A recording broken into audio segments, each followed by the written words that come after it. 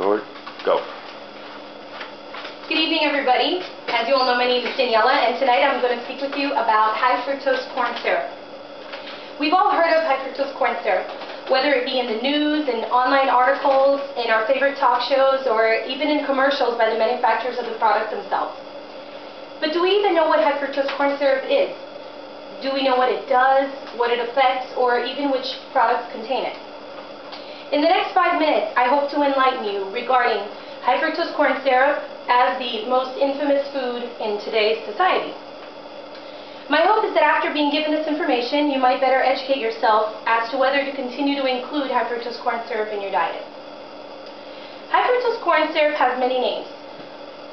Some of those include isoglucose, maize syrup, and glucose-fructose syrup. Let's break down the name high-fructose corn syrup so that we may better understand what each word in the phrase is referring to. First, let's talk about plain corn syrup. Corn syrup is made of glucose.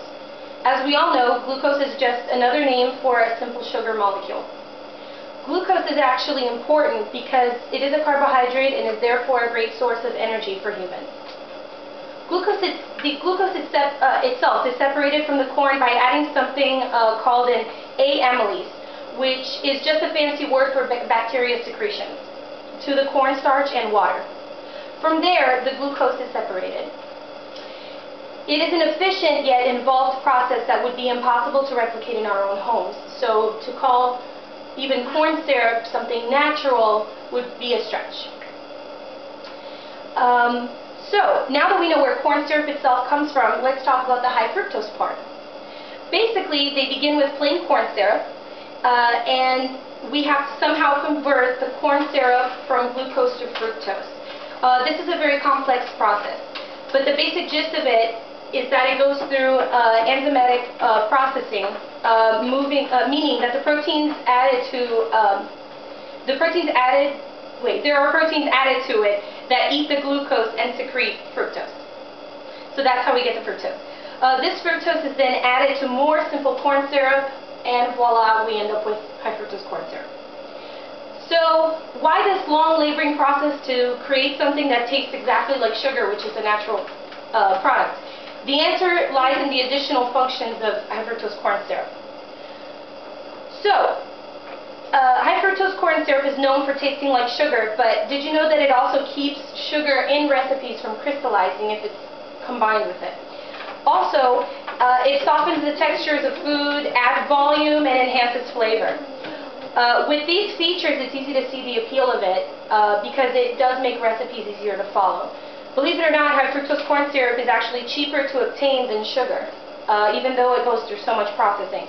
So it seems like a win-win situation for the manufacturers who get to produce it, the companies who get to use an inexpensive yet efficient product, and even us, the consumers, who get a nice tasty treat without having to consume sugar.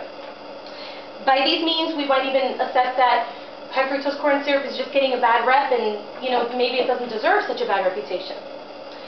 But as you might have guessed, it's just not that simple. Nothing about high fructose corn syrup is simple. So let's talk a little while about the health concerns regarding the product and why some doctors are asking us to run, not walk away from this product.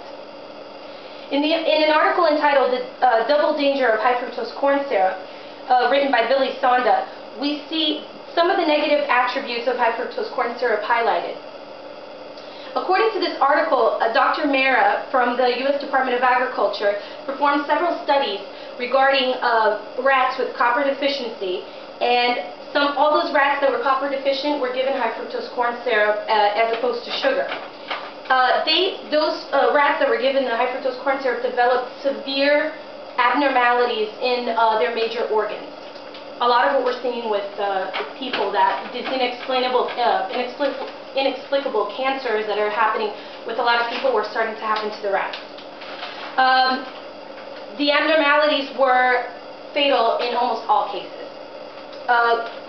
The copper deficient rats that were on a sugar diet actually suffered no such abnormalities, although they continued to have copper deficiency. The use of high-fructose corn syrup actually has even more alarming problems, such as it's been linked now to type 2 diabetes. obesity, behavioral problems in children, and most disturbing of all is its link to heart disease. According to Nancy Appleton, PhD, who is an author and clinical nutritionist, consuming high-fructose corn syrup can lead to an increased concentration of uric acid. Uric acid built up over time can cause heart attacks, as we all know. So, what about the manufacturers of this product? Do they deny these allegations? Actually, it seems that according to their own website, sweetsurprise.com, they don't.